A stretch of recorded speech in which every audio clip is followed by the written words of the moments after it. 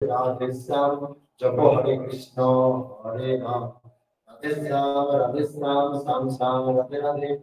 Radhe Krishna, Krishna Krishna, Radhe Radhe. Radhe Sam, Sam Sam, Radhe Radhe. Radhe Krishna, Krishna Krishna, Radhe Radhe. Radhe Sam, Sam Sam, Radhe Radhe. Radhe Krishna, Krishna Krishna, Radhe Radhe. Tulasi Karanam Yatro, Yatro Padmavanani Cham. Puranam Patanam Yatro, Tatra Sannito Hari. Joy Guru Radhe Sam, Joy Guru Radhe Sam, Joy Guru Radhe Sam. এখন আমরা এবং ভাগবতের পুরাণে আলোচনা করি, তারপর আমরা পাঠ শুরু করি।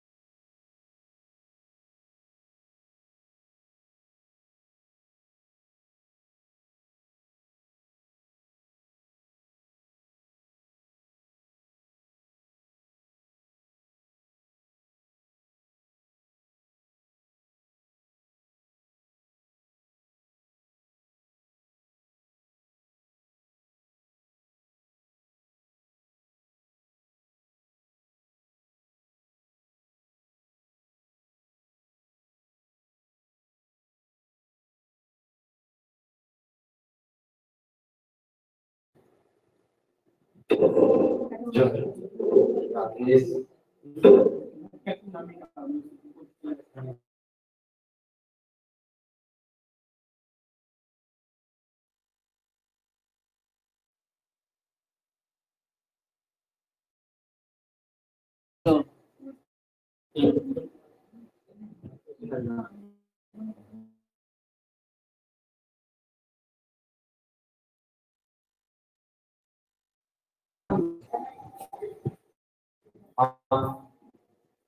পরমার্থ পরম ব্রহ্মাস্পদ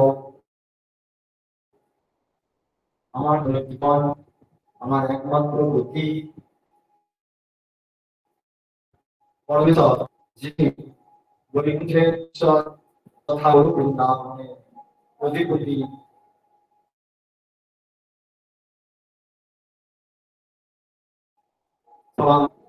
ভাই ভগবত সঙ্গে রায় রামচন্দ্রপুর গুরুকুল আশ্রমে গুরুধামে ঠাকুর শ্রী শ্রী হনুমন্তের নাম নিয়ে আবির্ভূত হয়েছে সেই ভগবানের শ্রী চরণে জানান অনন্ত ঠাকুরের অভেদাত্মা পরমেশ্বরী তথা পরমেশ্বর যুগল সরকার যুগল প্রসাদ শ্রী শ্রী রাধা সর্বেশ্বর যুগের শ্রী চরণে জানান অনন্ত ঠাকুরের অভেদাত্মা বাংলার মধ্যে শ্রীমদ ভাগবত মহাপুরাণ যুগের শ্রী চরণে জানায় অনন্ত কোটি সাষ্টাঙ্গ প্রণাম। ঠাকুরের অভেদাত্মা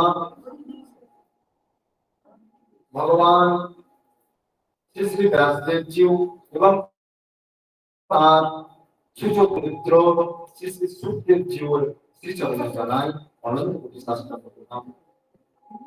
ঠাকুরের অভেদাত্মা মা তুলসী দেবীর শ্রী চরণে জানায় অনন্ত কোটি সাষ্টাঙ্গ প্রণাম। ঠাকুরের অংশ সম্ভূত সকল বৈষ্ণব ভক্তবৃন্দের শ্রী চরণে জানায় অনন্ত কোটি।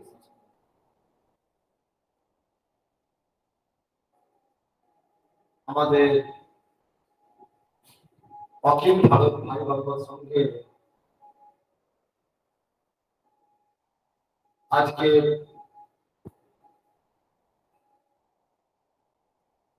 ভাগবত উৎসবে ভাগবত পারায়ণে দ্বিতীয় দিন উপস্থিত হয়েছে।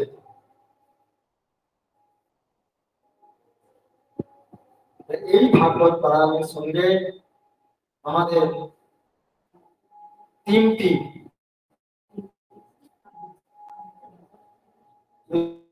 উৎসব পালন হচ্ছে। যদিও সকলেই জানেন যে গতকাল আলোচনা করেছি যে আমাদের বিবাহ উৎসব কি, সেই বিবাহ উৎসবের পর্বই এখন চলছে। হ্যাঁ, আমাদের এই বিবাহ উৎসব আজকে তৃতীয় দিনে চতুর্থ দিনে পড়েছে, আর ভাগবত পারায়ণ আজ দ্বিতীয় দিনে পড়েছে। আর আমাদের মা রাধারানী নবমঙ্গলা উৎসব সেটিও আজ আমাদের চতুর্থ দিনে পড়েছে। দেখুন, সেটাই ভাবছি মনে, বারবার সেই কথাটাই মনে করছে বারবার, যে আগামী 5 বছর পূর্বে এখনো পর্যন্ত আমাদের ঠাকুরের স্মৃতির কাছে এখনো পর্যন্ত অনেক ভক্তরা বসে 5 বছর আগে, ঠিক সেই কথাটাই সারাদিনই মনে হচ্ছে, তা এখনো সেই চোখে ভাসছে যে ভক্তরা সবাই ওনাকে ঘিরে বসে রয়েছে এবং এখনো পর্যন্ত আমাদের সমাধি মন্দিরের স্থানে সেই ওনার শ্রীদেহ সংস্কার হওয়ার সময়টা এখনো কিন্তু ভক্তরা রয়েছে আজ থেকে 5 বছর আগে। সেই জন্য দেখুন, ভগবান তো প্রত্যেকটা লীলার মাধ্যমে আমাদের শিক্ষা দেন, প্রত্যেকটা লীলার মাধ্যমে আমাদের শিক্ষা দেন। যে আমাদের আগেই আলোচনা হয়েছে, তিনি তো অন্তর্ধান হয়েছে, তার তো শরীর চলে যায়নি, তিনি অন্তর্ধান হয়েছে। কিন্তু আমাদের এর থেকে কি শিক্ষা দিলেন যে আমাদের কিন্তু দেবত্যাগ প্রত্যেকের হবে। হ্যাঁ, সেই জন্য সেই ঠাকুরের একটা দোহাতে আছে, दिन गए रात आए वो भी चला जाए, दिन गए रात आए वो भी चले जाए, आदमी का आयु छिन जाए कदम कदम आए। বিখ্যাত দোহা বলছে দিন আসছে আবার দিন পেরিয়েও যাচ্ছে, দিন পেরিয়ে গিয়ে রাত আসছে, রাত্রি আসছে আবার রাত্রিও পেরিয়ে যাচ্ছে। এইভাবে আমাদের এক একটা দিন আমাদেরও পেরিয়ে যাচ্ছে। আমরা এক একটা দিন এগিয়ে যাওয়া মানে আমাদের বয়স বাড়ছে মানে আমরা মৃত্যুর দিকে এগিয়ে যাচ্ছি। ছোট শিশু থেকে বাড়ছে মানে সে বড় হচ্ছে মানে কি, সে মৃত্যুর দিকে এগিয়ে যাওয়া হচ্ছে। একটা একটা দিন করে আমরা মৃত্যুর দিকে এগিয়ে যাচ্ছি। আজকেই দোহাটা পড়েছিলাম, হ্যাঁ, তো সেখানে বলছেন যে আমাদের একটা সময়ও নষ্ট করা উচিত নয়, একটা সময় মানে এক সেকেন্ড সময়ও আমাদের নষ্ট করা উচিত নয়। হ্যাঁ, সেটাই আমাদের ভগবান তার শিক্ষা দিলেন। সেই কথাই মনে পড়ছে যে আশ্চর্যের ব্যাপার দেখুন, যেটা যে ঠাকুরের এই শরীরটি সম্বন্ধে একটু আলোচনা দেখুন। ভগবান ভাগবতে বলছেন যে তিনি হচ্ছেন বহু, ভাগবতের কথা বলা আছে, বলছে ভগবানকে বলা হয় বহু রূপী। কেন বলা হয় না, তিনি অনেক রূপ ধারণ করেছেন।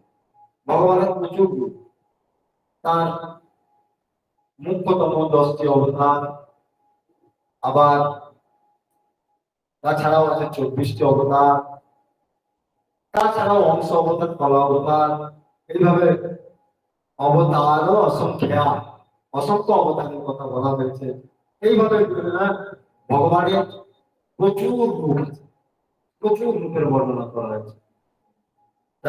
সেখানে ভাগবত বলছে তার মধ্যে একটি খুব গোপনীয় এবং সব থেকে আশ্চর্যতম রূপ হচ্ছে রূপ ভগবান। ভগবানের সব থেকে গোপনীয় রূপ এবং আশ্চর্য রূপ হচ্ছে রূপ। গোপনীয় কেন বলছেন না, খুব ভালোভাবে এটা হৃদয়ঙ্গম করতে না পারলে ঠিকঠাক বোঝা যাবে না। গোপনীয় কেন বলছেন ভগবানের এই রূপটা? বলছেন ভগবানের রূপটা গোপনীয় এই কারণেই যে গুরুরূপটি জগতে শিষ্য ভক্তদের কাছেই ধরা হয়, তার বাইরে গুরুরূপটি ধরা পড়ে না। শিষ্য ভক্তদের মধ্যে অনুগত হতে পারলে তবে সেই রূপটি বোঝা যায়। সেই জন্য অতি গোপনীয় রূপ বলা হচ্ছে। আর বিশেষ করে শাস্ত্রের মধ্যে এই গুরুরূপকে গোপনে রাখা হয়েছে। গুরুর মাহাত্ম্যই বলুন, গুরু রূপের কথাই বলুন, গোপনে রাখা হয়েছে। কেননা বলছেন যে হৃদয়ে যে মানি গোপনে চলে তাহা কি প্রভু বাজারে বিকা। এটা একটি গুরুদেব এই শ্লোকটি খুব বলতেন। এটি খুব রিলেটেড করে একটি শাস্ত্রেরই, সম্ভবত হয়তো চৈতন্য ভাগবত এরকম একটা কিছু শাস্ত্রে আছে, আমার ঠিক জানা নেই, আন্দাজে বলছি। তার গুরুদেবের কথাটি বলতে হবে অন্তরে, বলছে হৃদয়ে মণিকোঠায় যে গোপন তথ্য লুকিয়ে আছে সেটা কি কেউ বাজারে দেখা। মানে গোপন জিনিস তো গোপনই রাখতে হয়, যেমন সোনা দানা গহনা টাকা পয়সা সব তো গোপনই রাখা হয়, সেটা তো আর সামনাসামনি মানুষের সামনে তো রাখা যায় না। সেরকম ওই গুরু তত্ত্বটা বলতে সব এত গোপন যে সেটা বাইরে প্রকাশ হয় না। বাইরে ঠিকঠাক প্রকাশ হয় না, প্রকাশ হয় একমাত্র ভক্তদের কাছে। এই জন্য এটাকে ভাগবতে বলছেন খুব গোপন। বহু রূপের মধ্যে গুরু হচ্ছে একটা রূপ। গুরুদেব প্রবন্ধ রহস্যে এই কথাটি বলেছেন যে গুরু রূপ হচ্ছে ভগবানের খুব আদরের। গুরুদেব প্রবন্ধ রহস্যে এই কথা বলেছেন। গুরু হচ্ছে সব থেকে গোপনীয় রূপ, এবং ভগবানের যতগুলো রূপ আছে বড় আদরের রূপ হচ্ছে এইটা গুরু। আবার একাধারে ভগবানই যখন গুরু রূপ ধরে আসেন, আবার একাধারে হ্যাঁ যখন ভগবান গুরু রূপে আসেন, সেই জন্য গুরুকে যখন ভগবান বলা হয়, আমার গুরুকে যেহেতু তিনি ভক্ত রূপে আসছেন, সেই জন্য তিনি ভগবানের প্রিয় পুত্র রূপে হ্যাঁ এই জগতে পালিত হন, পুত্র রূপে অভিনয় করেন। সেই জন্য ভগবানের প্রধানত দুটি রূপ, এক হচ্ছে সেব্য আর এক হচ্ছে সেবক। সেব্য রূপ ভগবান কৃষ্ণ, তিনি সেবা নিচ্ছেন কার কাছে? সেবকের কাছে। সেবক সেবক ভগবান হচ্ছে গুরু। দেখুন ভগবানেরই ভগবানেরই একটা হচ্ছে সেবক ভগবান আর একটা হচ্ছে সেব্য ভগবান। সেব্য ভগবান ভগবান কৃষ্ণ, যিনি সেবা নিচ্ছেন, আর সেবক ভগবান গুরু, তা সে ভগবানেরই দুটো রূপ। কিন্তু এই সেবক ভগবান হচ্ছেন ভগবানের খুব অতি আদরণীয়। তার কারণটা কি না, হচ্ছে ভগবান অর্থাৎ সেব্য ভগবান যে কাজটি পারেন না, সেবক ভগবান সেই কাজটি পারেন। হ্যাঁ, সেব্য ভগবান যে কাজটি পারেন না, অর্থাৎ কৃষ্ণ যে কাজটি পারেন না, গুরু সেই কাজটি পারেন। এই জন্যই বলছেন গুরু রুষ্ট হলে কৃষ্ণ রাখিবারে না রে, কৃষ্ণ রুষ্ট হলে গুরু রাখিবারে পারে।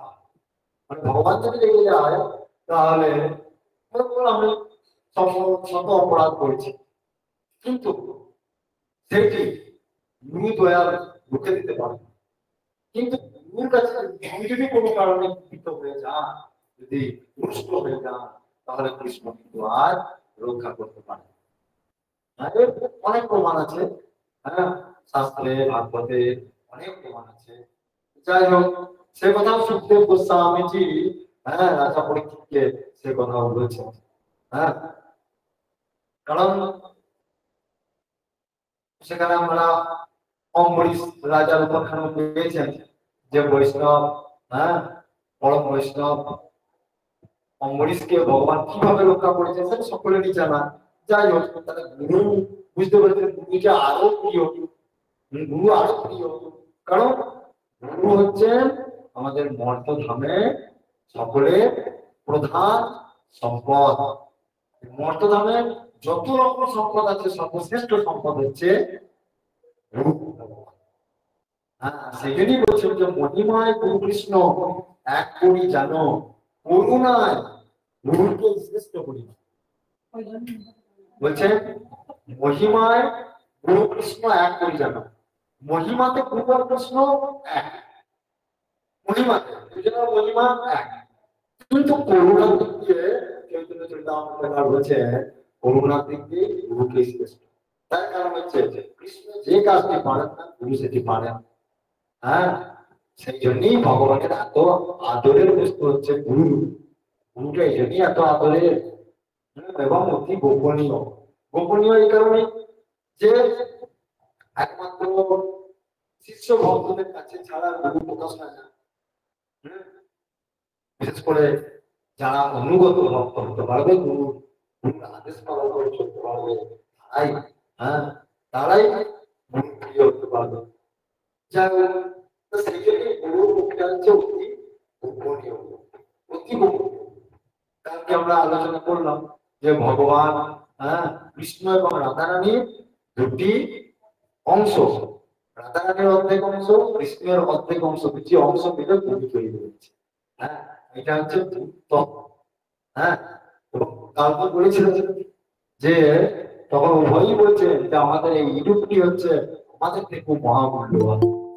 হ্যাঁ, কারণ আমরা যে কাজটি করতে পারবো না সেটা গুরু আমাদের করতে পারবেন।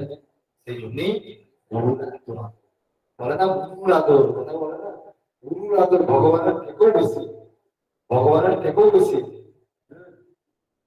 গুরুর আদর বলে না। কারণ ভগবানকে পাবে কোথা থেকে মানুষ? হ্যাঁ, এখন পর্যন্ত এমন কোনো মহাপুরুষ নাই যিনি গুরু ছাড়া ভগবানকে আস্বাদন করতে পেরেছে। উদাহরণ আছে যেমন ভোলাগিরি। ভোলাগিরি তার জীবনী পড়লে বুঝতে পারবেন যে তিনি এই কথা বলেছেন। তিনি বলেছেন যে আমি বহু চেষ্টা করেছিলাম যে ভগবান ভগবানকে পাওয়ার জন্য কি আর কোনো মাধ্যম দরকার হয়? ভগবানকে পাওয়ার জন্য মাধ্যম না, আমি ভগবানকে ডাকবো তার জন্য মাধ্যম আবার কি দরকার? তা ভোলাগুলি কি করেছিলেন? তিনি কঠোর তপস্যা করেছেন। হ্যাঁ, তিনি হিমালয় পর্বত থেকে শুরু করে বিভিন্ন নদ নদী সম্ভবত 42 বছর কঠোর তপস্যা করেছিলেন। শেষে ওনার সাধনা ব্যর্থ হয়ে গেছিল। তিনি দেখছেন যে এইবার হয়তো আমি আমার ইষ্টের দর্শন পাবো, ইষ্টের মণিকোটে পৌঁছে গেছি, ইষ্টের দরজায় পৌঁছে গেছি, কিন্তু কিভাবে তিনি পড়ে গেলেন তিনি নিজেও বুঝতে পারছেন, জানেন না। বিফল বিফল মনোরথ হয়ে থেকে তন্ন তন্ন হয়ে ঘুরছেন, বিভিন্ন মহাপুরুষের কাছে বলছেন, কিন্তু এমন কোন মহাপুরুষ পেলেন না যে গুরু ছাড়া পেয়েছে, সেই জন্য তিনি কাউকে খুঁজে পেলেন না। তাহলে তো এই উত্তর পাবেন না। চিন্তা করতে তিনি তো চিন্তা করেছেন যে আমি এত তপস্যা করেছি, এত জীবনে আমি এত সৎভাবে আচরণ করেছি, এত কষ্ট করে আমি ভগবানকে পাওয়ার না খেয়ে না পেয়ে এই পাহাড় পর্বতে গিরি গুহায় নদ নদীর তীরে কত কষ্ট করেছি ভগবানকে শুধু পাওয়ার জন্য। এটা আমার বিষয় আসার জন্য নয়, ইন্দ্রিয় সংযম থেকে শুরু করে ভোগ লালসা থেকে শুরু করে সবকিছু ত্যাগ করেছি। কথা একবারে ভগবানের দরজায় গিয়ে আবার ফিরে আসতে হচ্ছে। ভোলাগিরি জীবনী বইটা পড়লে শেষে তিনি তখন আমাদের মহাত্মা বিজয় কৃষ্ণ গোস্বামীজির সঙ্গে খুব তার সুসম্পর্ক ছিল। তার সঙ্গে যখন দেখা হলো, বলে প্রভু আপনি তো সাক্ষাৎ ভগবানের অংশ, আমাকে একটি প্রশ্ন বলুন তো, যে মাধ্যম কেন দরকার হয় ভগবানকে পাওয়ার জন্য? তখন গোসাইজি বললেন, বলছেন যে দেখুন আপনার আধার তো খুবই ভালো, আপনি পূর্বজন্মে প্রচুর সাধনা করেছেন, সেই সাধনার জন্য আপনার পূর্বজন্মে আপনি প্রচুর সাধনা করেছেন, পূর্বজন্মে আপনার গুরু ছিল, গুরুকরণ হয়েছিল, সেই জন্য আপনি সদ্গুরু প্রাপ্ত হননি। যাই হোক, গুরুকরণ হয়েছিল বলে আপনি সাধন ভজন করেছিলেন বলে এই জন্য আপনার সাধনার মধ্যে হয়েছে, কিন্তু আপনি ভগবানকে প্রাপ্ত করতে পারছেন না, কারণ আপনি এখনো পর্যন্ত গুরুকরণ করেননি, গুরু পাননি। এই জন্য আপনার এটা বিপদ মনোরথ হচ্ছে বলে শাস্ত্রের যে কথা বলা আছে, না শাস্ত্রকে লঙ্ঘন করে আপনি কোনো কার্য করতে পারেন না, কারণ ভগবান ওই শাস্ত্রের উপর ছাপ মেরে দিয়েছেন, সই করে দিয়েছেন। সই করে দিয়েছেন যে এর বাইরে কোনো কাজ হবে না। ভগবত কৃপা, যে ভগবানের কৃপা পেতে গেলে তার গুরুকরণ তাকে করতে, শেষকালে ভগবানী তার গুরুর কাছে আবার দীক্ষা নিয়ে গুরু সেবা করে কঠোর তপস্যা করেছিলেন গুরুর কাছে। সে এক ঘটনা, যাই হোক সেদিকে যাচ্ছে না। সে প্রচুর কষ্ট করে সেই গুরুর কাছে কত শাসন, কত গুরুর কাছ থেকে কত ভাবে তৈরি হয়েছে, গুরুদেব থেকে কত মার ধর করেছেন, কত অপমান করেছেন, লাঞ্ছনা করেছেন। এইসবের মধ্যে থেকে ভোলাগিরি পরবর্তী ক্ষেত্রে একজন সিদ্ধ মহাত্মা পরিণত হয়েছিলেন। বলার বিষয় হচ্ছে যে গুরু ছাড়া ভগবানকে প্রাপ্তি হওয়া কোনো মতেই সম্ভব নয়। এইটি হচ্ছে প্রথম কথা এবং শেষ কথা। আদৌ গুরু করণ, আবার শেষেও গুরু, আদিতেও গুরু, শেষেও গুরু। এইটাই হচ্ছে আমাদের প্রধান কর্তব্য। সেই জন্য গুরুকে বলা হচ্ছে যে আদরের বস্তু, পরম আদরের বস্তু। হ্যাঁ, গুরু ছাড়া কে আমাদেরকে সেই পরম পথের সন্ধান দেবে? হম। আর সেই জন্যই ভগবান গুরু রূপে এসেছেন সেই পথকে দেখাবার জন্য। হ্যাঁ, ভগবান ছাড়া তো আর কেউ সম্ভব নয়। সেই জন্যই ঠাকুর রামকৃষ্ণদেব বলেছেন, সচ্চিদানন্দ বয় গুরু নাই, সচ্চিদানন্দ বই গুরু নাই। বলে সচ্চিদানন্দ ভগবান ছাড়া আর কেউ গুরু হতে পারে না, মানুষ কোনোদিন গুরু হতে পারে না। হম। বলে যত গুরু আমরা দেখছি, হ্যাঁ, এগুলো হচ্ছে গুরুর আভাস। এইটা হচ্ছে খুব গুরুত্বপূর্ণ ব্যাপার। বলছে যত আমরা সমাজে গুরু বর্গদেরকে দেখছি, এগুলো হচ্ছে গুরুর আভাস। তাদের মাধ্যমেও কিছু উপকার হবে ঠিকই, কিন্তু প্রকৃত ভগবানই সচ্চিদানন্দ গুরু নাই। প্রকৃত গুরু হচ্ছেন সদ্গুরুই। সদ্গুরুই সাক্ষাৎ ভগবান। সদ্গুরুই তার লক্ষণ আছে। হ্যাঁ, সেই লক্ষণগুলি দেখলে, যাই হোক সেটা ব্যাপারে আমাদের আর আলোচনা করে লাভ নেই, কারণ আমাদের সমস্ত গুরু ভাই বোন, হ্যাঁ, সমস্ত মা বাবারা সকলেই জানেন যে আমাদের সাক্ষাৎ গুরুদেব সাক্ষাৎ ভগবান, এখানে কোনো সন্দেহ নেই। হ্যাঁ, যাই হোক, তো সেই জন্য যে কথা বলতে চাচ্ছেন যে ভগবান, হ্যাঁ, তিনি সেবক ভগবান হিসাবে যেমন, হ্যাঁ, দুটি তত্ত্বের মধ্যে রয়েছে সেবক ভগবান এবং সেব্য ভগবান। হ্যাঁ, সেব্য ভগবান ভগবান কৃষ্ণ, আর সেবক ভগবান গুরু। কিন্তু আবার ভক্ত শিষ্যের কাছে ওই গুরুই হচ্ছেন আবার সেব্য ভগবান। সেব্য ভগবান পরিণত হয়েছে। বলছে ভক্ত শিষ্যের কাছে, হ্যাঁ, ওই সেব্য ভগবান হচ্ছেন গুরু। এই কথাটা আপনারা প্রবন্ধ লহরীতে চতুর্থ খণ্ডে পড়লে বুঝতে পারবেন। চতুর্থ খণ্ডে না, চতুর্থ খণ্ডে যেটা আছে আহ রঙ্গি রায়, গুরু রঙ্গি রায়ের ঘটনাটা পড়লেই বুঝতে পারবেন। রাজকন্যা রঙ্গি রায়, সেখানে সেই রাজকন্যা এমন ভাবে গুরু সেবা করছেন, একদম গুরুর সিংহ, মানে ভগবান কৃষ্ণের সিংহাসনে গুরুকে রেখে সেবা করছে সেই জায়গাটা। হ্যাঁ, এখানে শিল্পতন্ত্রের কথা গুরুদেব বলেছেন। তা সেখানে দেখা যাচ্ছে সেই রাজকন্যা গুরুকে, হ্যাঁ, একবারে ভগবানের সিংহাসনে বসে পুজো করছে। আর যেই পুজো করছেন তৎক্ষণাৎ দেখছেন যে সাক্ষাৎ গুরু বংশীর হাওয়া একবারে বাঁশি হাতে দাঁড়িয়ে রয়েছে। হ্যাঁ, যাই হোক, সে সকল লোক গুরুর মধ্যে থাকে। আমাদের গুরুর মধ্যে তো, হ্যাঁ, আমাদের যেদিনে আমরা আগেও বলেছি যে ওনার চরণেতে 19টি চিহ্ন, হ্যাঁ, সে চিহ্ন আগেই পাওয়া গেছে। যাই হোক, আমাদের ভক্তরা দর্শন করার পূর্বে বিভিন্ন মহাত্মারাও সেই কথা, সেই ওনার ভগবত গুরু দর্শন করেছেন। সেই জন্যই তো তিনি পরমহংস প্রাপ্ত হয়েছে বৃন্দাবনে, কাশীতে, হরিদ্বারের কুম্ভে। হ্যাঁ, তিনি বৃন্দাবনের মহামন্ডলেশ্বরের পদ পেয়েছিলেন, গোটা হেড অফ দ্য ডিপার্টমেন্ট 84 কোষ বৃন্দাবনে। হরিদ্বারের কুম্ভেতেও তাই। হ্যাঁ, কাশীতে 450 বেদান্ত সন্ন্যাসীকে তর্কে যুদ্ধে পরাজিত করেছেন, সেখানে পরমহংস উপাধি লাভ করেছেন। হ্যাঁ, সেখানে শ্রেষ্ঠ বেদান্ত সন্ন্যাসী তাকে পরমহংস উপাধি তো সকল সাধু সমাজ থেকে দিয়েছেন, এবং তিনি নিজে পর্যন্ত তার চিঠি আমাকে গুরুদেব দেখিয়েছিলেন। হ্যাঁ, তখন হালি শহরে আছি। তিনি লিখেছেন, হিন্দিতে লিখেছেন চিঠিটি।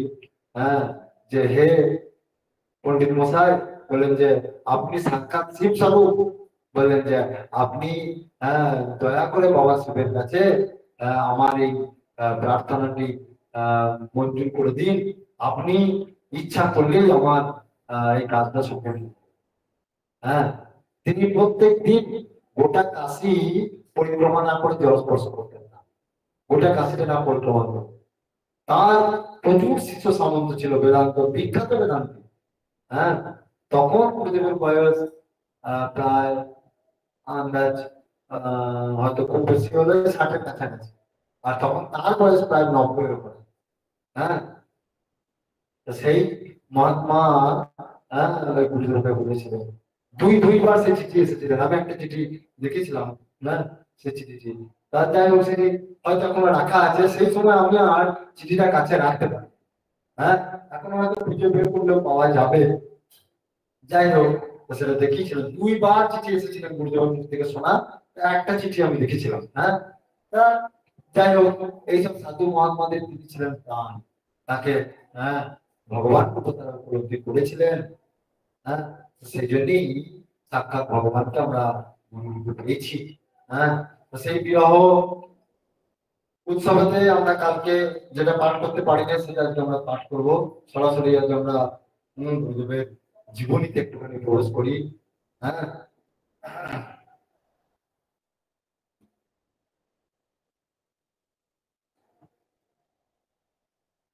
আজকে মনটা ঠিকঠাক মনোনিবেশ করতে পারছি না, বারবার ওই দৃশ্যটা মনে পড়ছে।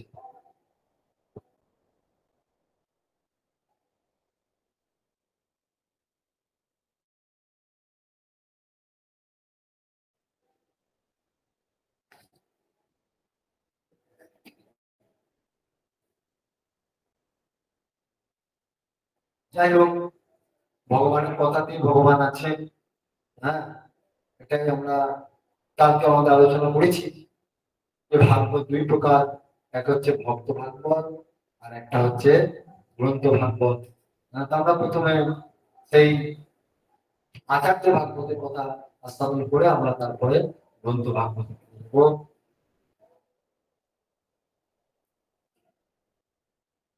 नमो श्री गुरवे हेमंत कुमार आयो नमो नमः। नमो सद्गुरु रूपिणे कुटस्थ पुरुषायते शिक्षा दीक्षा प्रदात्रे च महन्ताय नमो नमः। निर्मलाय प्रशान्ताय विश्वहितराताय च ज्ञान भक्ति विधात्रे च शिष्य प्रियाय ते नमः। ज्ञान विग्रहाय श्री शास्त्र मूर्तये नमः। नमो शास्त्र प्रवक्ताय भागवतोत्तमाय वै पांडित्य जस्तास्ति महति प्रतिष्ठा वैराग्यमेव जस्तो विधिस्फुरन्ति। नमः महान्वितं हि पुरुष प्रकाण्डं पुरुष विशेषं श्री हेमंत देवं जिह्वा सतोई तर्ना गजराज कथंचित् चेष्टचेत वर्णायित तुम गुणायस्ते पारयति नवेस्तस्ति की शंका कथं ममैका रचना समर्था। ভাবছিল তবু ভাষা নাই মোর তোমার প্রকাশে বাসনা। বলছেন ভাবছিল তবু ভাষা নাই মোর তোমার প্রকাশে বাসনা। হৃদয়ে থাকি মোর বল দাও প্রভু প্রাণকে জাগাও প্রেরণা। এটি আমাদের গ্রন্থকার যিনি এই জীবনটি লিখেছেন অর্থাৎ গোপাল কর মহাপাত্র আমাদের গুরুভাই পঞ্চতীর্থ মহাশয়, সেই তিনি এই কথাটি বলেছেন। যাই হোক, আমরা কালকে শুনেছি এই জীবনীর কথাটি ভূমিকা আমাদের গুরুদেব লিখেছেন। তিনি বলেছেন যে এই কথাগুলি যথাযথ সবকিছু সত্য, এখানে অতিরঞ্জিত কিছু নাই। হ্যাঁ তিনি বলেছেন কালকে কি বলবেন যে আমার জীবনী তো আমার কোনোকালে ব্যক্ত করার ইচ্ছা ছিল না বা আদৌ নাই। সেই জন্য যেগুলো মানুষের জীবনে দরকার সেইটুকুই আমি মাত্র প্রকাশ করেছি সামান্যতম। হ্যাঁ আর গুরুদেব আমাদের কাছে সবসময় বলতেন এই কথাটি। হ্যাঁ যে আমার আবার জীবনী বলে আমার জীবনী হওয়ার জানতে হবে বলে এই কি লিখবো জীবনী কি করে জানবো থেকে আমার জীবনী হবে বলে আমার বলবার ইচ্ছা। এইভাবে তিনি সেটা গোপন রাখতেন। কখনো কখনো কোনো কথা ওনার দয়া করে যখন বলতেন শুনে আশ্চর্য হতো। হ্যাঁ যাই হোক সেসব কথাগুলি তিনি গ্রন্থের মধ্যে ব্যক্ত করেন। যাই হোক তবু যেটুকু ব্যক্ত করেছেন সেটুকু আমাদের মন করেছেন। তাই তিনি লিখছেন বলছে পূর্ণভূমি এই ভারতবর্ষে যুগে যুগে কতই না মহাপুরুষ জন্মগ্রহণ করিয়া তাহাদের ভূত শ্রী চরণরত সংস্পর্শে এই ধরিত্রীকে করিয়াছেন ধন্য পবিত্র। অবলীলায় লীলা করার জন্য শ্রী ভগবান স্বয়ং স্বপার্শ্বদ কখনো পূর্ণ অবতার কখনো আবেশ অবতার আবার কখনো বা অংশাবতার তাদের রূপ করিয়াছেন। গীতায় তাই তিনি গাহিয়াছেন পরিত্রাণায় সাধুনাং বিনাশায় চ দুষ্কৃতাম ধর্ম সংস্থাপনার্থায় সম্ভবামি যুগে যুগে। বলছেন দুষ্কৃতকারী বিনাশ সাধন করিয়া সাধুকে পরিত্রাণ ও ধর্ম সংস্থাপন জগৎ সাধন করণের জন্যই তাহার এই অবতরণ ঘটে যুগে যুগে। তাহার এই অবতরণে হয় সমষ্টি জগতের মহা কল্যাণ, কিন্তু ব্যষ্টি জগতের কল্যাণ সাধনের জন্য ঈশ্বরের মহতি ইচ্ছার প্রতিফলন ঘটে। যে সমস্ত যোগ্য আধারে তাহারাই হন সদ্গুরু। জন্মান্তরের পুণ্য বলে শাস্ত্রানুশীলন আদি দ্বারা সাধন হৃদয়ে যখন হস্ত পদাদি বিশিষ্ট মানসিক বুদ্ধিতেই আধার শুদ্ধ হওয়া সত্য গুণাদির উৎকর্ষে অন্যান্য দৈবিক গুণগুলি ফুটিয়া ওঠে, তখনই মনুষ্যত্ব, দেবত্ব, ঈশ্বরত্ব ও ব্রহ্মত্ব আদি সেই আধারে পর্যায়ক্রমে হয় পরিস্ফুট। এই প্রসঙ্গে একটি কথা বলি আপনাদেরকে, এই জীবনীটি পড়ে আপনারা বুঝতে পারবেন যে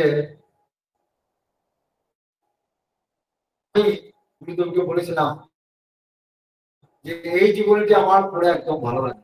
আমার কথাটা শুনে গুরুদেব হেসেছিলেন, প্রমাণ করেছে। আমার মহাশ্রদ্ধা বা ইন্দ্রাইরা সবাই জানেন যে আমি গুরুদেবের কাছে বলতাম এই জীবনীটি আমার একদম ভালো লাগছে না। আমি জীবনীটি সব পড়েছি, মানুষের তো উপকার হবে, অবশ্যই উপকার হবে, কিন্তু প্রকৃত জীবনী এটা নয়। আপনার স্বরূপটা এখানে একেবারে খুব ছোট করে, মানে একদম অন্যরকম ভাবে ধরা হয়েছে। এটা আমার ঠিক ভালো লাগে না। মানে সাক্ষাৎ ভগবানের কি আর এরকম জীবনী হয়? গুরুদেব হো হো করে হাসছে, হো হো করে হাসছে। হ্যাঁ, গুরুদেব বললেন ওই যথেষ্ট, বললেন ওই যা আছে ও ঠাকুর দয়া, ওই বলে আর ওই জীবনী কে জানবে, ওই জীবনী আর মানে এরকম তিনি নিজেকে ওইভাবে হ্যাঁ মুঠিয়ে দিতেন আর কি। দেখুন এই যে এই কথাগুলো আমরা যেগুলো পাচ্ছি, এই যে বলছেন যে ব্যস্ত জগতের কল্যাণ সাধনের জন্য ঈশ্বরের মহৎ ইচ্ছার প্রতিফলন ঘটে যে সমস্ত যোগ্য আধারে তাহারাই এবং সদ্গুরু। ঠিক আছে, জন্মান্তর পূর্ণা বলে শাস্ত্র অনুশীলনাদির দ্বারা সাধন সহায়ে যখন হস্তপদ আদি বিশিষ্ট মানুষের মূর্তিতে আধার শুদ্ধ হওয়ায় সত্যগুণ আদির উৎকর্ষে অন্যান্য দৈবিক গুণগুলি ফুটিয়া ওঠে, তখনই মনুষ্যত্ব, দেবত্ব, ঈশ্বরত্ব, ব্রহ্মাত্মাদি সেই আধারে পর্যায়ক্রমে হয় পরিস্ফুট।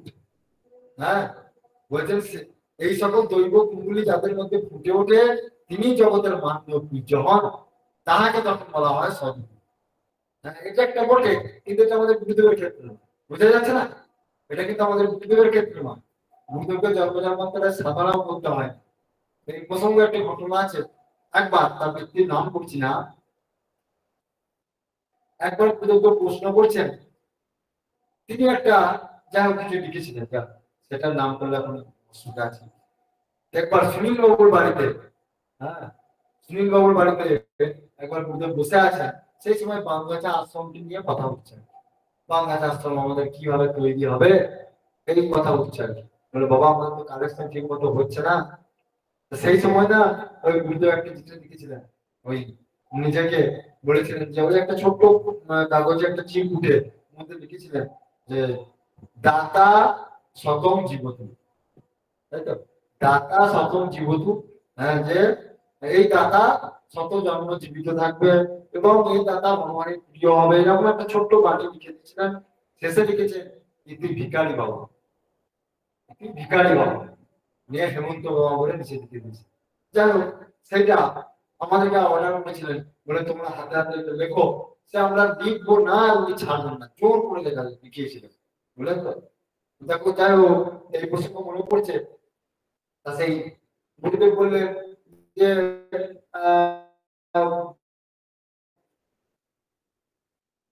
যে দীনতা বলে ভগবানের প্রিয় হওয়া যায় না। সেই জন্য ভগবানকেও তিনি নিজেও ওই আশ্রম তৈরি করবার জন্য নিজেকে ভিখারি বাবা বলেছে, তাই তো, এটা লিখেছেন। যাই হোক, সেটা পরবর্তী ক্ষেত্রে কিছু সমস্ত ভক্ত মিলে বলে বাবা না, আপনি এই সব লেখা আমাদের চলবে না, আমরা নিজেরা ভিখারি হয়ে থাকবো, আমরা সবারই কাছে ছোট হবো, আমরা সবারই দ্বারে দ্বারে যাবো, সবারই কাছে আমরা ভিক্ষা করবো পয়সা আশ্রমের জন্য, আপনি কেন এরকম কথা লিখবেন? বলে না, আমিও তো আশ্রমের একজন, তোমরা তোমরা আশ্রম করে, আমি আশ্রমের জন্য চাইবো না বাবা মাদের কাছে? চিন্তা করো। দেখুন এই কথাটা মনে পড়ে গেল হঠাৎ করে, এটা মনে ছিল না, আপনি হয়তো বলিয়ে দিলেন। যাই হোক, যারাই আজকে আশ্রমের জন্য দান ধ্যান করছেন তারা তো ভাগ্যবান বটেনি। যে প্রসঙ্গটা বলা, যে ওই যে সেই সময় সেই ব্যক্তি জিজ্ঞাসা করছেন যে এই আশ্রমটা প্রতিষ্ঠা হচ্ছে না, এই আশ্রমে এখন কেউ টাকা পয়সা দিচ্ছে না, তখন গুরুদেব একটা কথা বললেন, বাবা যারা দেবেন তারা ঠিক দেবেন, তাদের তাদের ঠিক আশ্রম হবে, হ্যাঁ ঠিক হবে।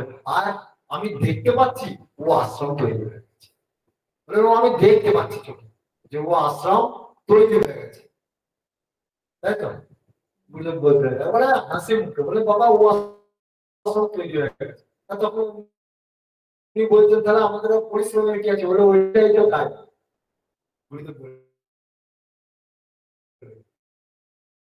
পরিশ্রম করতে হবে।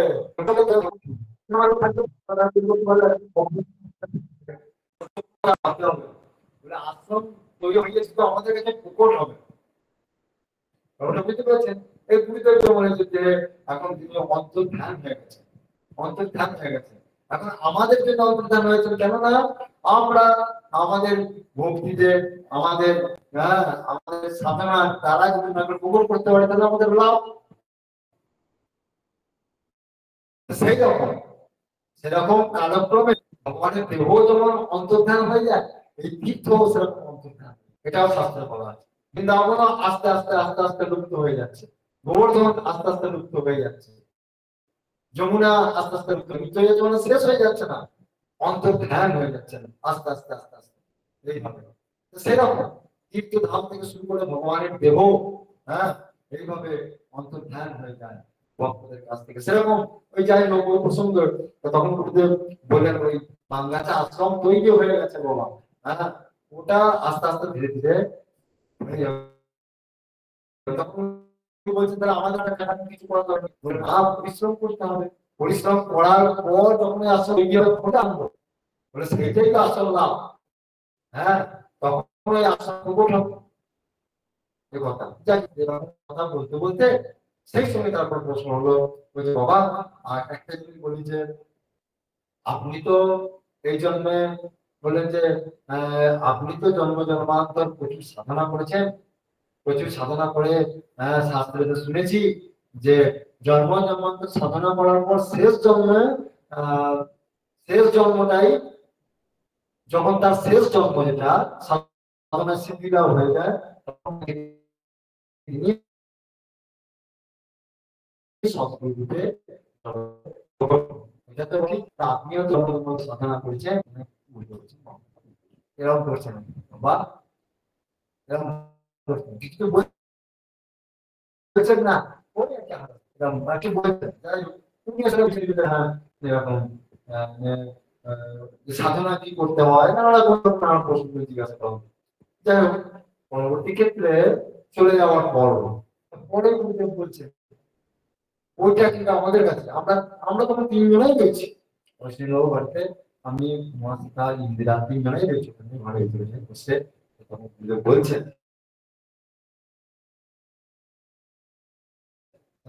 বাবা আমি সাধবে না। দেখুন মানে এই কথাগুলো আপনাদের কাছে বলছিল না, আপনারা অন্তরঙ্গ ভক্ত, আজকে বাইরে বলতে এগুলো অন্যরকম দাঁড়াবে, তো ভাববে যে দেখো গুরুদেব নিজেকে ভগবান বলছে কথা বলছে, কিন্তু এটা আমাদের প্রত্যক্ষ, এগুলো আমাদের মানে আমাদের প্রত্যক্ষ রূপে এগুলো আমাদের জানা, আমরা প্রত্যক্ষ ভাবে এটা ওনার কাছ থেকে অনুভব করেছি ওনার দয়া, সেই জন্য আমাদের কাছে এটা বলতে পারছি, না বললেও তো হবে না এসব কথা নাকি। তখন উনি বলছেন যে আমার আবার সাধনা, হ্যাঁ আমার আবার জন্ম আমি সব বললে মানে ঠিক ঠিক মতো আমাদের কাছে প্রকাশ করতে পারবো না কথাটা কিভাবে বলছেন যে আমার আবার সাধনা সাধনা আলাদা আছে। হ্যাঁ জন্ম জন্মান্ত আমাকে আসতে হচ্ছে ভগবান শ্লোকটি তখন বলছেন, ওই শ্লোকটি তখন বলছে গীতা শ্লোকটি জগাদাহি ধর্মস্য ভগবতী ভারত অভূতধর্মস্য তদাত্মনঃ শ্রীরামঃ পরিত্রাণায় সাধুনাং দুষ্কৃতাং ধর্ম সংস্থাপনায় সম্ভবঃ। এই শ্লোকটি তখন বলছেন সে একবারে সে একদম এই গাম্ভীর্য ভাবে এই কথাটা তখন বলছে, আমার সাধনা দরকার, হ্যাঁ সঙ্গ করলেই হবে না, তার মানে কিন্তু সেটা জানে না।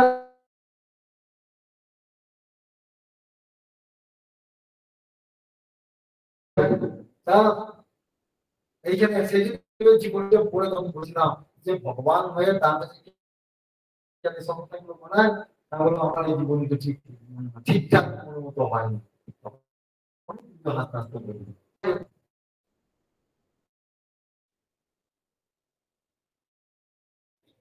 তিনি জগতের মানব, তাহাকে তখন হ্যাঁ শিক্ষা দীক্ষা মানব সমাজকে পরিচালিত করবার অধিকার কেবল তাদের পরিবর্তন ঈশ্বরের মঙ্গলময় ইচ্ছাগুলি যখন ঘটে তাহলে সাধারণ মানব যখন তাঁকে পালাবে ধন্য ও কৃতার্থ তো বটে, তার অহিতুকি কৃপা হ্যাঁ যাতে সবাই ধন্য হয়ে যাচ্ছে।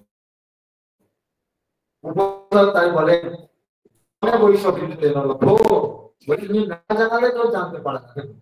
দেখুন জমে বৈষব বিনু প্রেম বলি না জানালে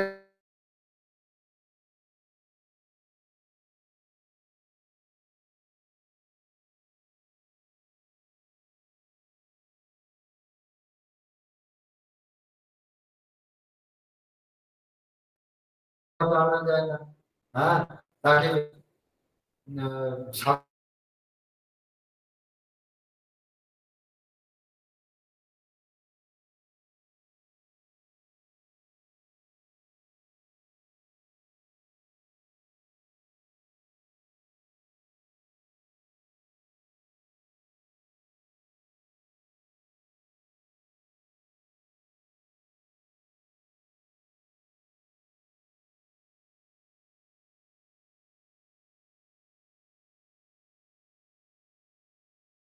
দীর্ঘকাল গভীর শাস্ত্র অনুশীলনে তিনি শাস্ত্রজ্ঞ, বেদোজ্জ্বলা বুদ্ধি থাকাতে তাহাকে পণ্ডিত বলা, পরম পূজ্য বলিয়া তিনি ঠাকুর, সবসে ইন্দ্রিয় নিগ্রহ করিয়া রাখিতে পারায় তিনি প্রজ্ঞাবান, তাহার অমল ধবল সৌন্দর্যের জন্য তিনি শ্রীযুক্ত, বর্ণাত্ময়ে পরিপূর্ণ, সরদাগমে নির্মল ও স্বচ্ছ, হেমন্তাগমে স্নিগ্ধ, অথচ অচঞ্চল তরাজে শুদ্ধ পুরস্ফুটিত, শিশির সিক্ত ও অকৃতস্ত কুমুদ প্রভার ন্যায় শুভ্র ও বিমল, তাহার হৃদয়খানি হওয়ায় যথার্থ তিনি হেমন্ত নামে ভূষিত, তাহার সুগৌরব সুঠাম কন্দাল্প নির্জিত কান্তি তনুখানি যেন ভাব বিগলিত ঈশ্বরেরই মূর্ত বিগ্রহ রূপে প্রতীয়মান হয়, তাহার হৃদয়ে নিস্তরঙ্গ ভাব সমুদ্রের ন্যায় গভীর ও অতস্পর্শী, আবার পর্বতের ন্যায় অচল ও মৌন, তিনি যেন বদ্ধ মৌন, না বলাই যেন তাহার সব বলা, এ যেন সেই মৌন ব্যাখ্যা প্রকটিত, পরব্রহ্ম তত্ত্বজ্ঞ যুবা আর ব্রহ্ম সমস্ত অমৃতত্ব মেয়েটি, সুতরাং তিনি পূর্ণ কাম ও শান্তিধাম, তাই তিনি তো প্রাণায়াম। দেখুন ভগবানের একটি বিশেষ রূপ কি জানেন তো, ওই যে বললাম যে তিনি বহুরূপী, ভগবান যেমন বহুরূপী সেরকম গুরু ভগবান বহুরূপী। হ্যাঁ দেখবেন তার প্রত্যেকটা ফটো দিকে আপনি তাকিয়ে দেখুন তো, প্রত্যেকটা ফটো আলাদা আলাদা, প্রত্যেকটা ছবি প্রত্যেকটা ফটো দেখবেন আলাদা আলাদা। এটা আপনি জানবেন যে উনারই ফটো, এটা একবার নিঃসন্দেহ যে উনারই ফটো, উনারই ছবি, এটা উনারই প্রতিকৃতি, কিন্তু প্রত্যেকটা ছবি দেখবেন আলাদা আলাদা আলাদা আলাদা, মানে দুটো ফটো আপনি একভাবে পাবেন না, একই রকম পাবেন না। হ্যাঁ দেখবেন এই যে একটা মানে এই যে একটা গোপনীয় কথা জানেন, দেখবেন প্রত্যেকটা ছবি দেখবেন মিল পাবেন। হ্যাঁ একই আমরা বহু একই রকম পাবেন না, একটু আলাদা থাকবেই। সেই জন্য হ্যাঁ গুরু একটা তিনিও গুরুকেও যারা বহু বলা হয়।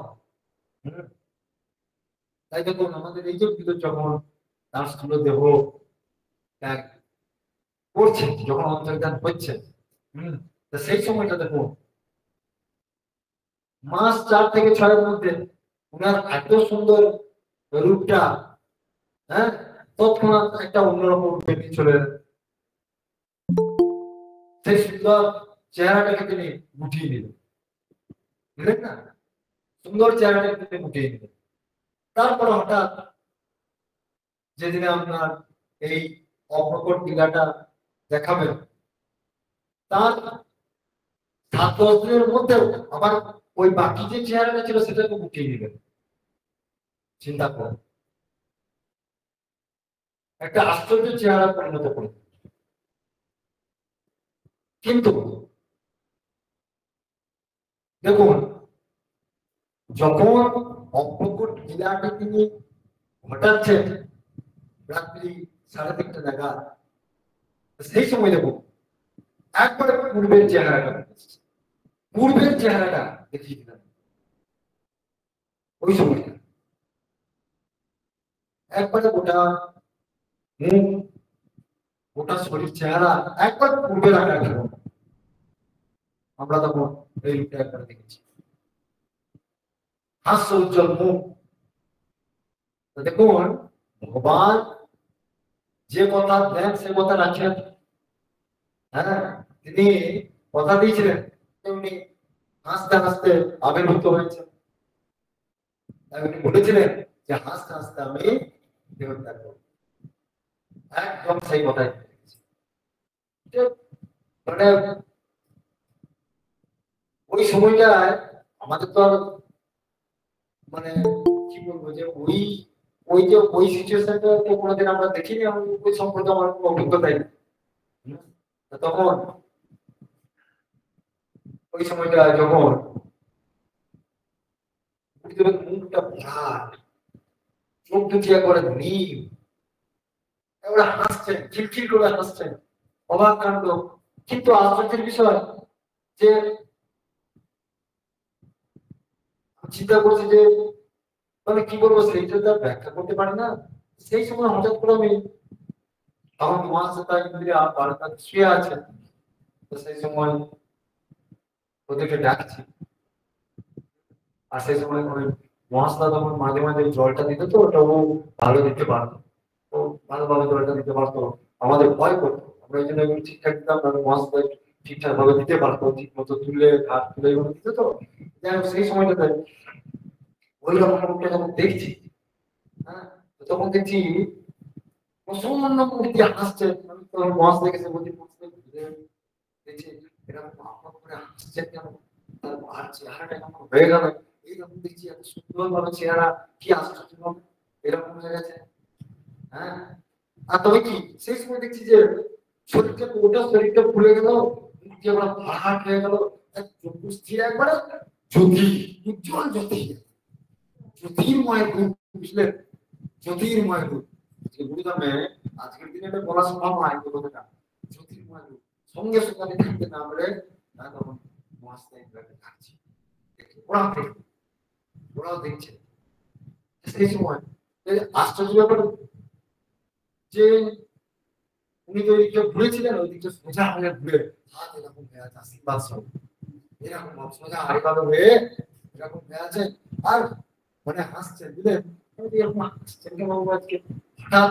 তার 6 মাস ধরে তার রূপই চেঞ্জ হয়ে যাচ্ছে, কি ব্যাপার? ওইসব ব্যাপারটা কি মনে, ওইসব তো কিছু জানি না, দেখছি হয়তো। হ্যাঁ, এইটুকু জ্ঞান ছিল, যে এইটুকু আমাদের জ্ঞান ছিল যে আমরা জানি যে উনি এখন সমাধিস্থ আছেন, এখন উনি ভগবত লীলায়, উনি ভক্তের লীলাতে এখন উনি, কারণ তার অনেক ঘটনা আমাদের কাছে বলতেন। কখনো কখনো হ্যাঁ, এক এক সময় বসে আছেন, তো বসে আছেন, এই সময় আমাদের কাছে বসে থাকতে থাকতে একবার এখানে বসে আছেন, দেখছি মনে মনে খুব হাসছেন, চোখ টিপে টিপে হাসছেন। হ্যাঁ, আপনারাও দেখেছেন নাকি হাসছেন। তো সেই সময় আমরা হঠাৎ করে তখন এসে বলছেন হাসছেন কেন, এরকম কি হলো?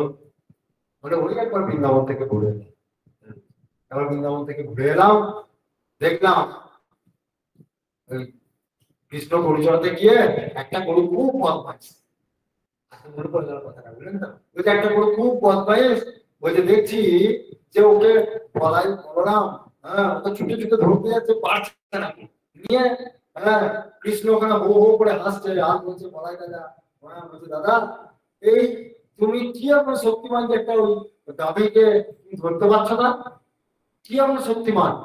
বলে ওই দৃশ্যটা দেখে এলাম বৃন্দাবন থেকে, আমিও বৃন্দাবনই ছিলাম, দেখে এসে ছুটে ওইটা দেখছি, আর ওই ভাবছি, আমি দেখলাম এরকম একটা ঘটনা।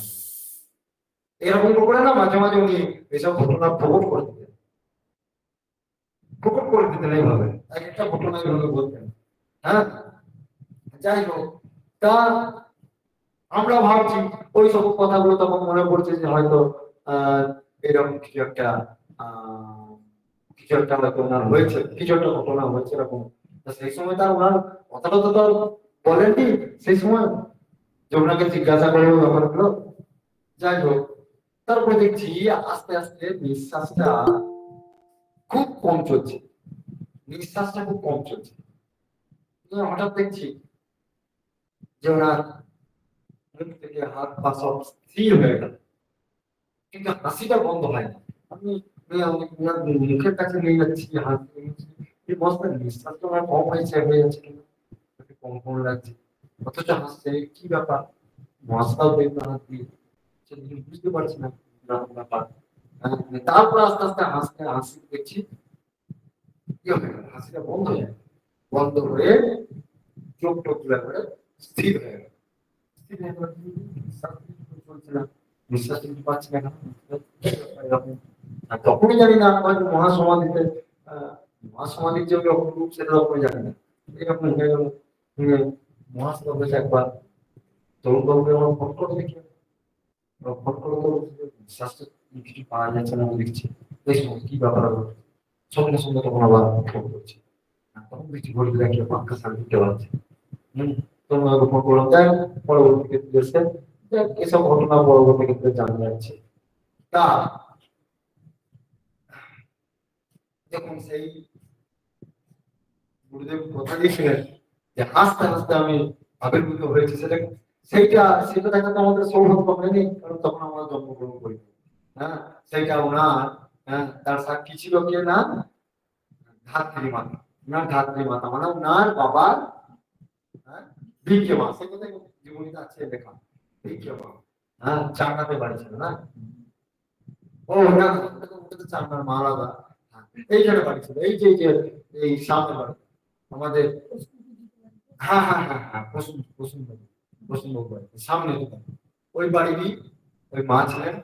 তা উনি, হ্যাঁ, ওই কুলোই করে নাকি ওনাকে তুলেছিলেন। গুরুদেব তো 8 মাসে হয়ে গেছিলেন তো, হ্যাঁ, 8 মাসে হয়ে গেছিল, একবারে ছোট। উনি উনি আমাদেরকে বলতেন যে আমি কাস্তের মাঠের মতো হয়েছি, মানে আমার বাচ্চারই কথা ছিল না। তা ওই ভিক্ষে মা ওনাকে ওই কায়দা করে তুলেছিলেন কুলোই করে। তা বলছে ওইটুকু হলে কি হবে, আমি নাকি খুব হেসেছি আর কৃষ্ণ কৃষ্ণ করেছি বলে, ওইটা উনি, ওই মা ওই গোটা পাড়ায় সবাইকে গোটা গায়ে আমার করে বলে বলেছে, ওনার বাবার নাম করে বলেছিল। বাবরে, ওনার এক ছেলে দেখলাম বাবু, ছেলেটি কাস্টের মাঠের মতো হলে কি হবে, দেখছি একবারে গোটা ঘর আলো করে একবারে ও কৃষ্ণ কৃষ্ণ করে দুই হাত তুলে ইয়ে করেছে, দু হাত তুলে কৃষ্ণ কৃষ্ণ অস্ফুট স্বরে কৃষ্ণ কৃষ্ণ করে আমি শুনতে পেয়েছি এরকম ঘটনা। হ্যাঁ, তো যাই হোক, তখন ওই পশু ঘটনা বলবে যে দেখো আমি হাসতে হাসতে আবির্ভূত হয়েছি। উনি বলতেন জন্মগ্রহণ করেছি, ওটা আমার তো বলা সাজে না। উনি এইভাবে বলতেন আমি হাসতে হাসতে জন্মেছি, আমি বেটা হাসতে হাসতে পড়বো, এরকম বলতেন। যাই হোক, ওনাদের তো মৃত্যু নাই, ওটা আমাদের কাছে বলতেন। হ্যাঁ, তা সত্যি না, সেই কথা উনি রেখেছিলেন। হ্যাঁ, ওই যেদিন ওই কথাটি বলেছিলেন সেই কথাটি এইখানে দাঁড়িয়ে দাঁড়িয়ে বলেছিলেন, একদম এইখানে। সাধু মায়ের আহ সাধু মায়ের বাবা তখন গত হয়েছিল, আমাদের সাধু মায়ের বাবা গত হয়েছিলেন, সেই প্রসঙ্গে কথাটা বলেছিলেন। ওই কথাটা সাধু মায়ের বাবা গত হয়ে গেছিলেন, এখানে সব কাঁদছিলেন, তাকে আদর করলেন, সবকিছু করলেন চলে যাওয়ার পর। হ্যাঁ, সেই সময় আমাদেরকে সান্ত্বনা দেওয়ার জন্য, হ্যাঁ, তিনি নানা রকম বললেন, বলে ও করে হাসছেন, এইরকম নানা রকম বলার পর, হ্যাঁ, নিয়ে আমাদেরকে একদম মানে খুব গাম্ভীর্যের সহিত তখন বললেন, হ্যাঁ, আমরা মৃত্যুর জন্য সবসময় প্রস্তুত, আমরা আমাদের কোনো দুঃখ নাই, আমাদের কোনো মৃত্যু একটা খেলা মাত্র। হ্যাঁ, মানুষ দেহটা পাল্টায়, দেহ মানে একটা জামাকে, মানুষ যখন জামা ছিঁড়ে যায় তখন কি ওই ছেঁড়া জামাটাকে, হ্যাঁ, পাল্টিয়ে দিয়ে একটা নতুন জামা ধারণ করে। তো সেটা, হ্যাঁ, জ্ঞানী মহাত্মা তারা কি করে, তাদের ওই দেহটা কাজ হয়ে গেলে, দেহটা ছিঁড়ে গেলে তারা ওই দেহটাকে, হ্যাঁ, দূর দূর করে ফেলে দিয়ে আবার নতুন দেহ দেবে। তো সেরকম, হ্যাঁ, আমরা সবসময় মৃত্যুর জন্য তৈরি, একদম প্রস্তুত আছে। জানো তো বলে আমার লেখাগুলো পড়ো নাই, এরকম যদি বলছে আমার বইগুলো কি লেখা আছে, তো বইগুলো পড়তে হবে তো। তখন ওই যে সে গাম্ভীর্য সহকারে বলছে, দেখবে কি বলেছি ওখানে লিখে দিই, হ্যাঁ লেখা আছে দেখবে। হ্যাঁ, হাসতে হাসতে জন্মগ্রহণ করছি, আমরা হাসতে হাসতে জন্মগ্রহণ করছি, হাসতে হাসতে আমার প্রিয় হব, এই কথাটা বলবো। সেটা হ্যাঁ একদম স্পষ্ট করে আমরা দেখতে পাই।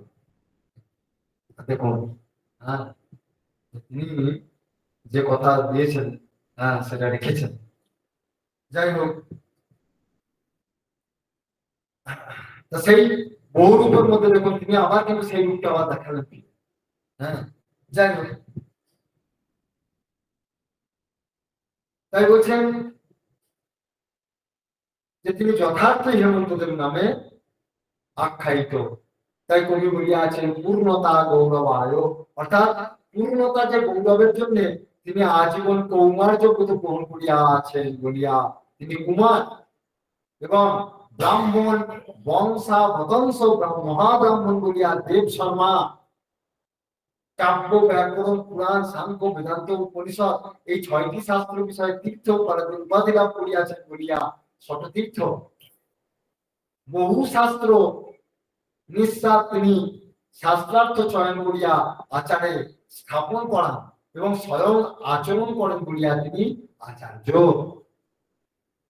1334 বঙ্গাব্দের কার্তিক মাসে মঙ্গলবার দীপান্বিতা অমাবস্যা তিথিতে শ্রী শ্রী শ্যামা পূজার দিন গভীর রাত্রে তিনি বর্ধমান জেলার রায় রামচন্দ্রপুর গ্রামের মুখোপাধ্যায় বংশে জন্মগ্রহণ করিয়া পিতা মাতাকে ধন্য করেন। ইহার পিতার নাম শ্রী কাশীভূষণ মুখোপাধ্যায় এবং মাতার নাম ঈশ্বরী উমা শশী দেবী।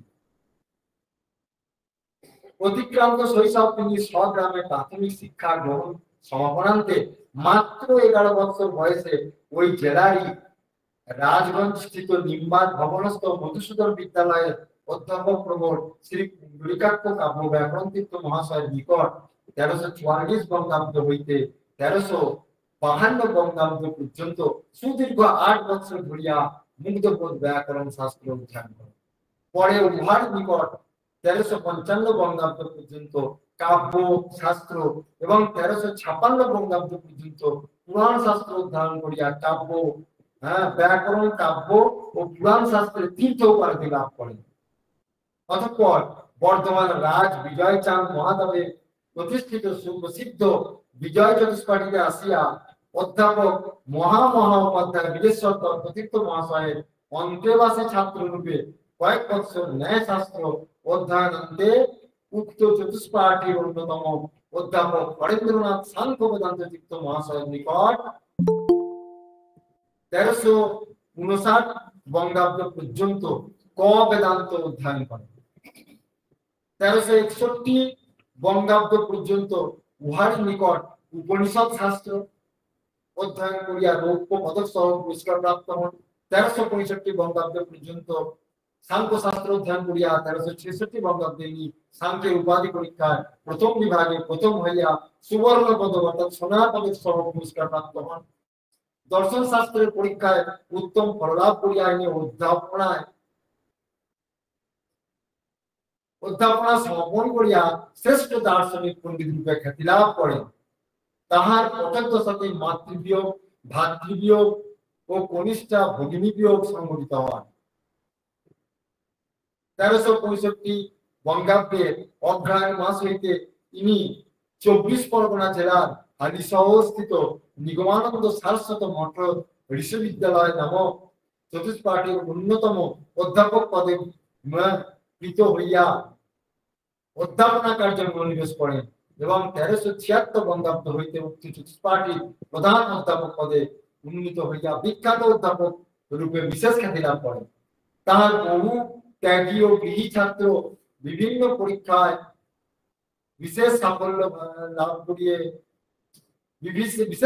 লাভ করিতে দেখিয়া তিনি স্বনামধন্য সফল অধ্যাপক রূপে পণ্ডিত মণ্ডলীর মধ্যে খ্যাত হন ও সরকারের বিশেষ দৃষ্টি আকর্ষণ করিতে সমর্থ হন। কাব্য ব্যাকরণ পুরাণ বেদান্ত উপনিষদ আদি শাস্ত্রে তাহার বহু ছাত্রছাত্রী বিশেষ কৃতিত্বের সহিত সমুত্তীর্ণ হইয়া স্ব কর্মস্থলে অধ্যাপনাদি করিয়া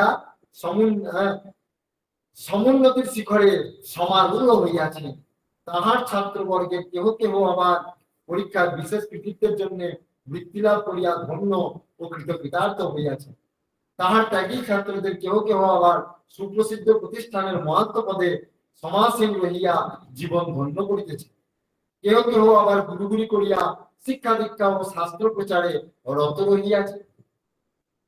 এটা 1 নম্বর পর্যায়ে গেল। দ্বিতীয় নম্বরে বলছে তাহার সুদীর্ঘ অধ্যয়ন অধ্যাপনার অবকাশে তাহার শ্রীহস্ত লিখিত বহু জ্ঞানগর্ভ গ্রন্থ ও প্রবন্ধাদি প্রকাশিত হইয়াছে, সেগুলি তাহার অগাধ জ্ঞান ভাণ্ডার ও পাণ্ডিত্যের পরিচায়ক।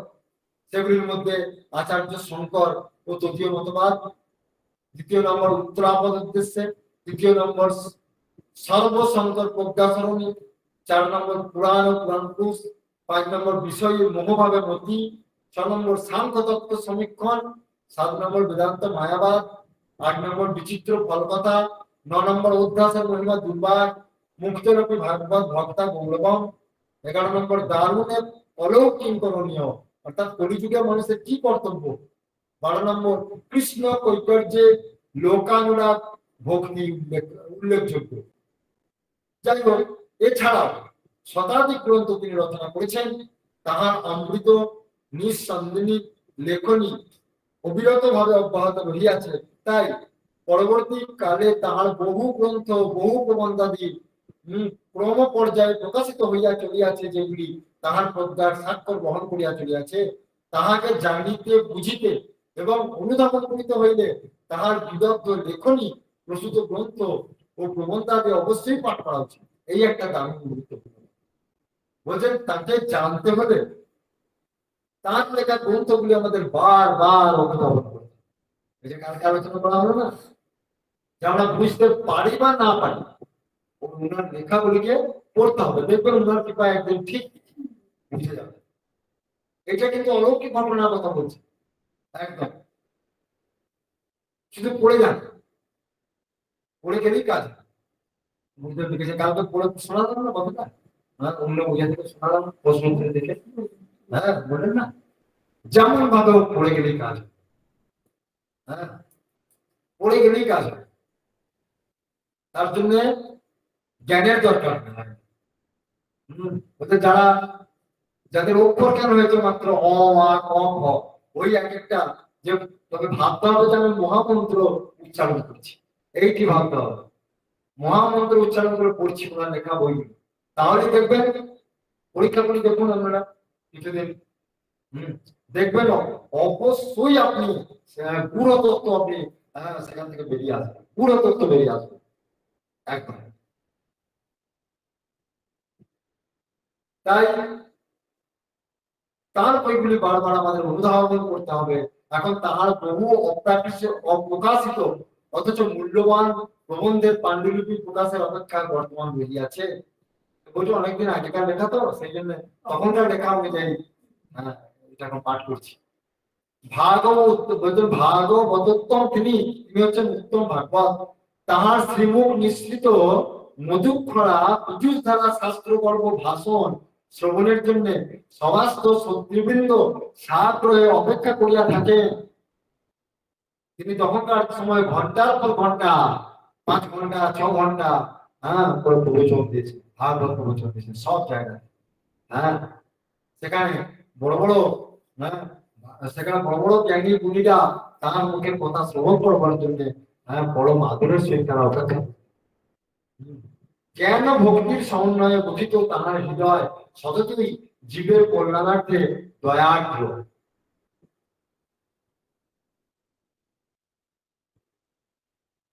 তাই বলছেন স্থানম, সেই গুণাবলী যে আধারে বিদ্যমান, সেই আধারও অতি অবশ্যই পূজ্য। পূজ্যের পূজারও ব্যতিক্রম কখনো এই সংসারে হয় না। বহু উত্তম ব্যক্তি তাহাকে উত্তম রূপে জানিয়াছেন। এইখানে একটা কথা দেখুন, বলছে বহু উত্তম ব্যক্তি তাহাকে উত্তম রূপে জানিয়াছেন। তার মানে উত্তম, আগে নিজেকে উত্তম হতে হবে। বলছে যাহারাই তাহার সহিত পরিচিত বা যিনি তাহার সংস্পর্শে আছেন, তিনি তাহার অসাধারণ দৈবিক গুণগুলির একত্র সমাহার ও স্বাতন্ত্রতা এবং বৈশিষ্ট্য দেখিয়া অভিভূত হইয়াছেন এবং সমাকৃষ্ট হইয়াছেন। এইটা একটা সাংঘাতিক কথা। দেখুন বলছেন যে